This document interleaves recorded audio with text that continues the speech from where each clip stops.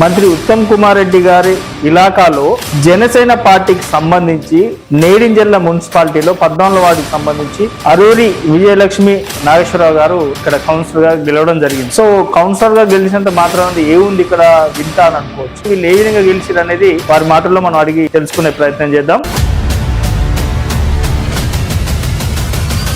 ఏ గుండె ధైర్యంతో మీరు జనసేన పార్టీ తరఫున నేడింజర్ల పోటీ చేసింది మేడం? జనసేన పార్టీ అనడం గాజు గ్లాస్ గుర్తు, ఇది వారికి కొత్తేమి కాదు, గెలుస్తామనే నమ్మకం 100% ఉంది. అంటే ఎట్లా వాళ్ళు ఇచ్చిన డబ్బుల కంటే ఎక్కువ మీరు ఒక ఎక్స్ట్రా 1000 రూపాయలు ఎక్కువ ఇచ్చారా? డబ్బులు కాదు, మాపై ఉన్న నమ్మకం. అంటే ఇప్పుడు కలిసిరా మేడం పవన్ కళ్యాణ్ గారిని? కోదాడకు వచ్చినప్పుడు మా ఇంటి ఫుడ్డే మేము సార్ పంపించడం జరిగింది. అంటే నా చేతి వంటే పంపించాము. ఒక మాట సూటి చెప్పు, మీకు పవన్ కళ్యాణ్ గారు ఇష్టం మీదనే మీరు జనసేన పార్టీతో ఉన్నారా? మీరు ఒకప్పుడు వివేకానంద గారు యువతను ఎట్లా మేల్కొల్పారో ఇప్పుడున్న జనరేషన్ రాజకీయాల వైపు యువత మేల్కొలడానికి సిద్ధపడిన వ్యక్తి పవన్ కళ్యాణ్ గారు.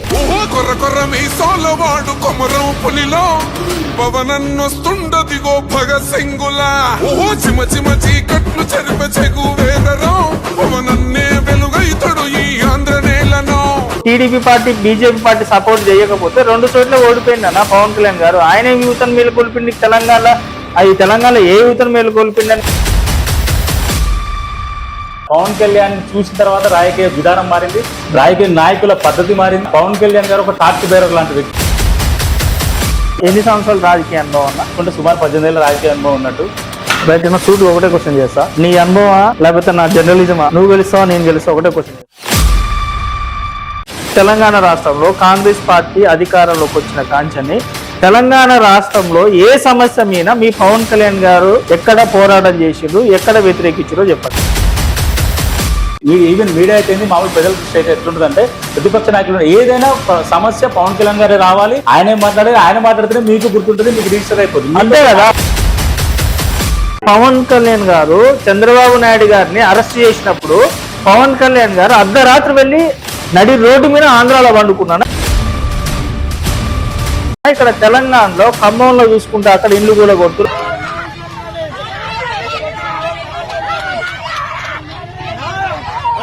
హైదరాబాద్ తీసుకపోయి ఇక్కడ ఇల్లు కూడా కొడుతున్నారు. ఏనాడు తెలంగాణలో ఏ ప్రజల కోసం పవన్ కళ్యాణ్ గారు ఏ రోడ్డు మీద పట్టుకున్నారు? మా ఖమ్మం ఇన్ఛార్జ్ మా మిర్యాల రామకృష్ణ ఉన్నారు, లాస్ట్ ఎమ్మెల్యే పోటీ చేశాను. 4 రోజులు అక్కడ టెంట్ వేసుకుని అక్కడ కూర్చున్నారు. జగన్మోహన్ రెడ్డి గారు అధికారంలో ఉన్నప్పుడు పవన్ కళ్యాణ్ గారు సుగాలి ప్రీతి కేసు మీద వెళ్ళి ఇక్కడ ఫైట్ చేసిండు. ఇక్కడ 2 నెలల పాప చచ్చిపోతే ఇక్కడ పవన్ కళ్యాణ్ కనపడలేదు. ఎందుకు సుగాలి ప్రీతికి దారుణానికి ఎందుకు మీరు న్యాయం చేయట్లేదు? అక్కడ ఇప్పటంలో ఇల్లు కూడా కొడితే మీరు వెళ్ళొద్దు అని పోలీసులు అడ్డగించుకుంటుంటే కారు పైన ఎక్కి హీరో లెక్క వెళ్ళిపోయి అక్కడ ప్రజల్ని ఆదరించింది. ఇక్కడ హైదరాబాద్ కూలగొడితే పవన్ కళ్యాణ్ కారు కాదు కదా కనీసం ఫ్లైట్ లో కూడా వచ్చి పలకరించింది. అక్కడైతే పవన్ కళ్యాణ్ వస్తారు, ఇక్కడైతే మీరు ఎందుకు వస్తారని ఏ ఒక్కనన్నా కూర్చొని మీరు కాంగ్రెస్ గవర్నమెంట్ నే బీఆర్ఎస్ గవర్నమెంట్ నే ఎందుకు పవన్ కళ్యాణ్ అనే వ్యక్తి ఎందుకు వ్యతిరేకించాడు? ఎందుకు? మామూలు ప్రజలు ప్రతిపక్షం అనొచ్చు కానీ మీడియా అయినా మీరు కూడా ఆ దృష్టిలో ఆలోచించాలి. చేతిలో ఆయన వచ్చినప్పుడు ఆయన కారాబ్దాలు కూడా తాకిడికి పగిలిపోయినా ఇంకా విజువల్స్ ఉన్నాయి, అయ్యి ఉన్నాయి. మీరు కొంచెం అన్ని విధాలుగా ప్రతిపక్షం మాట్లాడినట్టు మాట్లాడకుండా తెలంగాణ కొండగట్ట చాలా ఇష్టం ఆయనకి. ఈవెన్ ఆయన కేసీఆర్ గారిని కానీ రేవంత్ రెడ్డి గారిని కానీ ఎవరిని కూడా కించపడతారు, ఆ విధంగా కూడా మాట్లాడరు. ఆయన కించపరిచి ఇక్కడ ఉన్న వాళ్ళ ఆస్తులు పోతలే కానీ మీరు అది ఆస్తులు పోతాయనేది తప్పు. ఎందుకంటే తెలంగాణ రాష్ట్రం బీఆర్ఎస్ ప్రభుత్వంలో డెవలప్మెంట్ జరిగిందంటావా, కాంగ్రెస్ ప్రభుత్వంలో డెవలప్మెంట్ జరిగిందంటావా?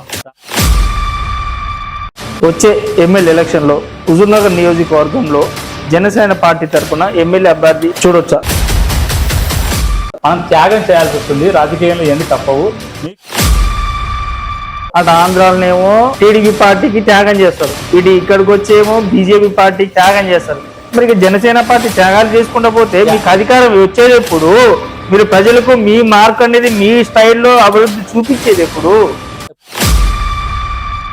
నేను కొంచెం ర్యాష్గా మాట్లాడుతా. త్యాగం చేసిన మాకు లేని ఇబ్బంది, మా నాయకుడిపై మాకున్న నమ్మకంతో త్యాగం చేయడానికి సిద్ధపడిన వ్యక్తులుగా మేము ఉన్నాక మీకెందుకు ఇబ్బంది అని త్యాగం అనే ఒక ముసుకేసుకొని భయమైన బ్రతుకులో బతుకుతుంది జనసేన పార్టీ. మీరు భయం అని ఏదేదో అని ఉండడం కరెక్ట్ కాదు. ఏ జనసేన నాయకుడు కానీ ఏ జనసైనికుడు కానీ భయపడరు. ఎందుకంటే మా ధైర్యం పవన్ కళ్యాణ్ గారు. అసలు